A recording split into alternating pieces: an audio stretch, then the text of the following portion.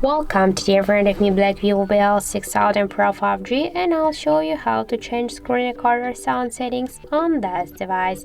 So we can activate the screen recording settings by two ways. The first one, we should go into the settings setup application.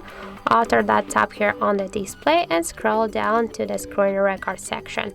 And after that, we can see here we have activated the microphone, and also we can use the device audio. So now our screen recording video, we'll use the system sounds, so sounds from our device like music, calls and ringtones, and also we can use the microphone to command something.